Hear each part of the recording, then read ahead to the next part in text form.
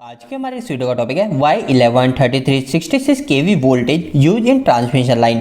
मतलब कि हमारी जो ट्रांसमिशन लाइन होती है उसके अंदर 11 kV, 33 kV, 66 kV या फिर 132 kV इसी तरीके के जो वोल्टेज होते हैं उसका इस्तेमाल क्यों किया जाता है। दोस्तों यह जो सवाल है ये आपसे दूसरे तरीके से भी पूछा जा सकता है। वो बोलते हैं कि हमारे जो ट्रांसमिशन लाइन के जो वोल्टेज है वो हमेशा 11 के फैक्टर में ही क्यों रहते हैं। और दोस्तों इन सवालों का जवाब जो हम लोग देते हैं वो लगभग गलत देते हैं।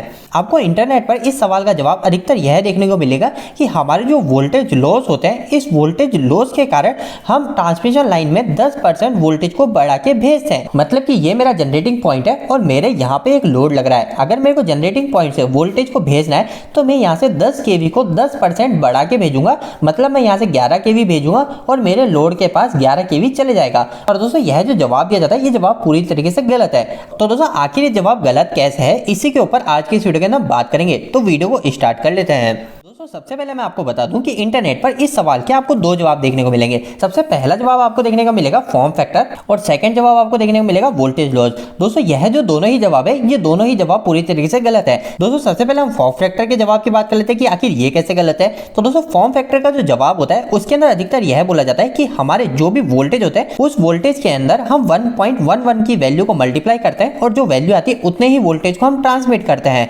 पर दोस्तों यह पूरी तरीके से गलत जवाब है। सबसे पहले हम यह जान लेते हैं कि आखिर 1.11 कहां से आता है। तो हमारे जो आरएमएस वोल्टेज होते हैं उस आरएमएस वोल्टेज को भाग कर देंगे अगर हम एवरेज वोल्टेज से तो हमारी जो वैल्यू आएगी वो आती है 1.11। आखिर ये आरएमएस एवरेज वोल्टेज क्या है इसको हम कभी और डिस्कस करेंगे। पर मैं अभी आपको सिर्फ ये बताना चाहता हूं कि फॉर्म फैक्टर के अंदर बताया जाता है कि 1.11 से मल्टीप्लाई करेंगे जो हमारा आंसर आया वही हम ट्रांसमिशन लाइन में उपयोग में लेते हैं, जो कि पूरी तरीके से गलत है। आखिर ये जवाब गलत कैसे है आप इस कैलकुलेशन से देख सकते हैं। अगर मैंने 10 kV के अंदर 1.11 को मल्टीप्लाई करा तो मेरा आंसर आता है 11.1। अगर ऐसा ही मैंने 30 और 60 के साथ करा तो यहाँ पे 33.3 और यहाँ पे 66.6 kV वोल्टेज आते हैं। और अगर मैं यहीं पे 120 kV की वोल्टेज को 1.11 से मल्टीप्लाई करता हूँ तो यहाँ पे जो मेरी वैल्यू आती है वो आती है 1,33,200 वोल्टेज। जबकि हमारे जो ट्रांसमिशन लाइन के जो वोल्टेज होते हैं वो हमारे होते हैं 132 kV। तो इस तरीके से हमको पता चल जाता है कि ये जो 1.11 की वैल्यू है ये हमको गलत आंसर दे रही है। तो इस तरीके से हमारा जो फॉर्म फैक्टर का आंसर है ये पूरी तरीके से गलत हो जाता है।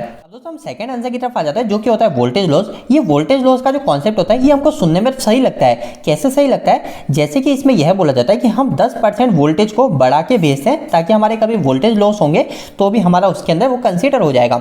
आखिर दोस्तों कैसे बताते हैं इसमें यह बताया जाता है कि आखिर ये मेरे जनरेटिंग पॉइंट है, इस जनरेटिंग पॉइंट और यहाँ पे मेरा लोड है।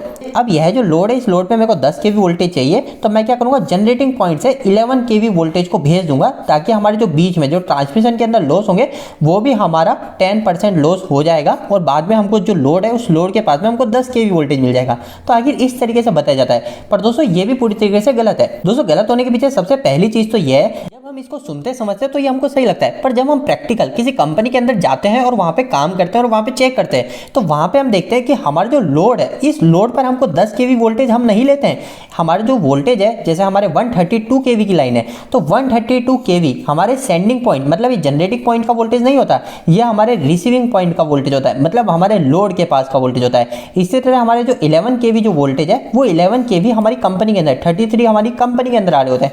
और अगर आप सब स्टेशन के वहां पे देखेंगे तो हमारी जो 33 kV लाइन होती है इसको यहाँ पे हम मैनेज करने के लिए सब स्टेशन से यहाँ से 34 kV या 35 kV भी कभी कभी वोल्टेज को ट्रांसमिट करते हैं। तो यह जो सेकंड आंसर हमारा वोल्टेज लॉस का ये भी पूरी तरीके से गलत है। इसी के साथ साथ दोस्तों हमारे जो 10% वोल्टेज लॉस का जो रीजन है ये हमको और भी तरीके से गलत लगेगा अगर हम इसको टेक्निकली समझेंगे। दोस्तों इसके गलत लगने के पीछे का मुख्य कारण है कि हमने यहाँ पे जो वोल्टेज लॉस बता दी वो फिक्स बता दी कि हमारे 10% ही वोल्टेज लॉस होंगे। जबकि हमारे जो लॉस होते हैं वो लॉस कई चीजों पे डिपेंड होते हैं, वो हमारी कभी भी फिक्स वैल्यू नहीं होती है। लॉस हमारे किन किन चीजों पे डिपेंड करते हैं जैसे सबसे पहले होता है हमारा लोड। आखिर हमने लोड किस टाइप का है, हमने रजिस्टिव लोड लगा रखा है, इंडक्टिव या फिर कैपेसिटिव। इंडक्टिव और कैपेसिटिव के अंदर हमारे जो लॉस होते हैं वो कहीं ज्यादा होता है रजिस्टिव के मुकाबले। लॉस होने का सेकंड रीजन हो जाता है हमारे लोड की वैल्यू, आखिर हमारे पास लोड कितना है। इसके बाद में हमारा थर्ड रीजन हो जाता है लेंथ, आखिर हमारी जो जनरेटिंग पॉइंट और हमारे जो लोड है इन दोनों के बीच में आखिर कितनी डिस्टेंस है, आखिर इन दोनों के बीच की लेंथ कितनी है। इसी के साथ साथ नंबर ऑफ लाइन, हमारी जनरेटिंग पॉइंट पे आपने देखा होगा, कहीं कहीं पे आपने देखा होगा कि सिर्फ हम आर फेज के लिए सिर्फ एक वायर को उपयोग में ले रहे हैं, कहीं पे आर फेज के लिए हम 2-3 वायर को भी उपयोग में ले रहे हैं। तो हमारे नंबर ऑफ लाइन वायर भी कितना है उस पर भी डिपेंड करता है कि हमारे जो लॉस है वो लॉस कितने होंगे।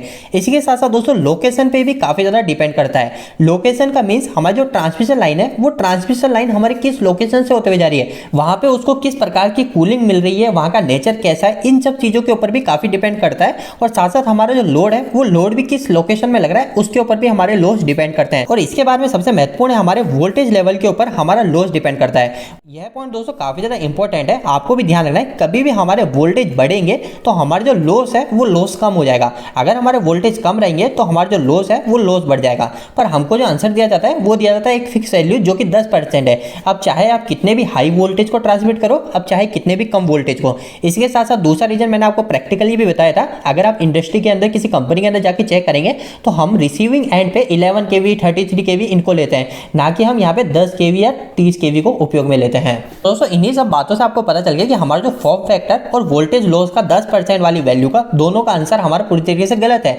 आपको कभी भी यह जवाब नहीं देना है। और अगर आपसे कभी कोई पूछता है कि आखिर ये गलत कैसे है तो आप उनको यह एक्सप्लेन कर सकते हैं।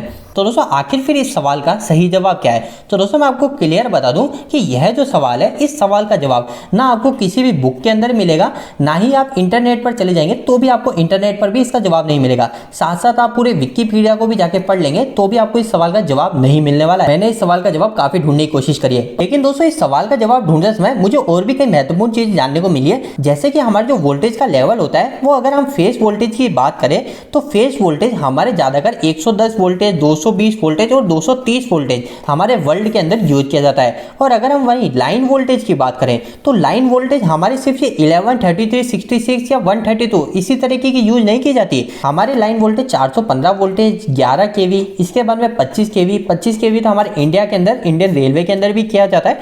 इसके साथ साथ 33 kV जो कि हम इंडिया में उपयोग ले रहे हैं। इसी के साथ साथ दोस्तों 24 kV, 46 kV, 63 kV, 69 kV, 90 kV, 132 kV और इन सभी के बाद में 200, 225, 230, 380 kV, 400 kV, 765 kV और 1200 kV, मतलब इतने सारे वोल्टेज लेवल के अंदर ट्रांसमिशन लाइन में वोल्टेज को लेवल करते हैं पूरे वर्ल्ड के अंदर। अगर हम सिर्फ इंडिया की बात करें तो 415, 11, 33, इसके बाद में 66, 132, 220, बाद में 400 kV, 765 kV और 1200 kV की लाइन पे अभी काम चल रहा है। तो यह सभी मैंने लाइन वोल्टेज के आपको पैरामीटर बताए जो कि पूरे वर्ल्ड के अंदर ट्रांसमिशन लाइन में उपयोग लिए जाते हैं। और दोस्तों इन सभी वोल्टेज के बाद में हमारे एक देश के अंदर जो वोल्टेज को डिसाइड किया जाता है वो किया जाता है इन सभी चीजों के ऊपर। सबसे पहली चीज आखिर कौन सी टेक्नोलॉजी हमारे पास अवेलेबल है, सेकंड हो जाता है कि हमारे पास क्या क्या फैसिलिटी अवेलेबल है, थर्ड हो जाता है हमको किस चीज की रिक्वायरमेंट है, हमको जो लोड है वो लोड किस प्रकार के चलाने हैं, और फोर्थ चीज है दोस्तों काफी इंपॉर्टेंट है जो कि है कंपोनेंट। आखिर हमारे पास किस प्रकार के कंपोनेंट हमारे पास इजीली मिल जाते हैं, हमारे पास कौन से कंपोनेंट आसानी से अवेलेबल है।